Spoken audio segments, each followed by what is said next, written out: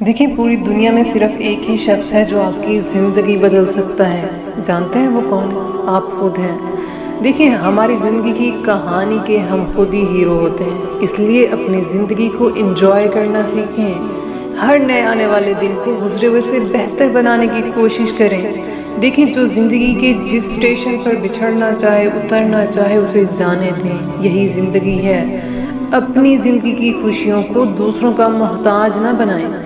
دیکھیں، آپ کو پتہ ہے لوگ خودکشی کیوں کرتے ہیں؟ کیونکہ ان کا اپنے رب پر بھروسہ نہیں ہوتا، اس اللہ رب العزت پر جو ہم سے، ہماری ماں سے زیادہ محبت کرتا ہے۔ دوسری وجہ یہ ہے کہ انہوں نے اپنی خوشی اور غم دوسروں سے وابستہ کر لیے ہوتے ہیں۔ دیکھیں، وہ اس دنیا میں موجود لوگوں اور رشتوں کو ابدی سمجھنے لگتے ہیں کہ یہ ہمیشہ ان کے ساتھ رہیں گے، جبکہ ہمیں بار بار ریمائنڈ کرایا جاتا ہے کہ یہ دنیا فانی ہے، یعنی اس کی ہر چیز فانی ہے، ہر شخص، ہر انسان، ہر تعلق، ہر رشتہ فانی ہے، کبھی بھی کہیں بھی ختم ہو سکتا ہے، ٹھیک ہے نا؟ لیکن کچھ لوگ ان کو ابدی سمجھنے لگتے ہیں، اس طرح وہ لوگ دوسروں کے محتاج ہو جاتے ہیں، ٹھیک ہے نا؟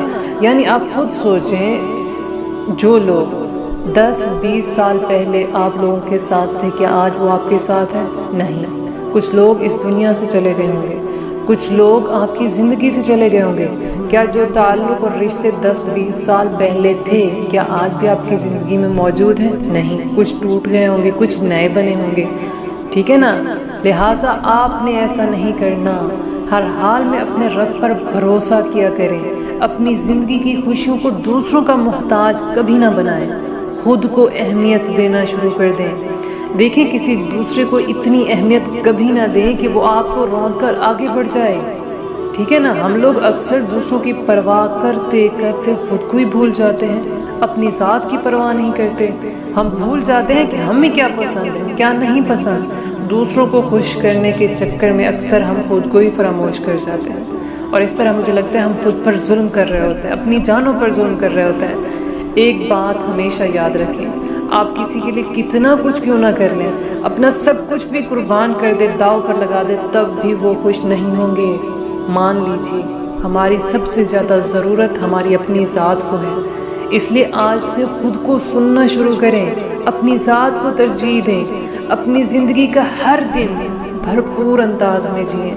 خود کو خوش رکھنا بھی دیکھیں کسی کو آتا ہے، ہر ایک کو نہیں آتا۔ یہ ایک آرٹ ہے، ایک فن ہے، جس کو آ جاتا ہے اس کی زندگی حسین ہو جاتی ہے۔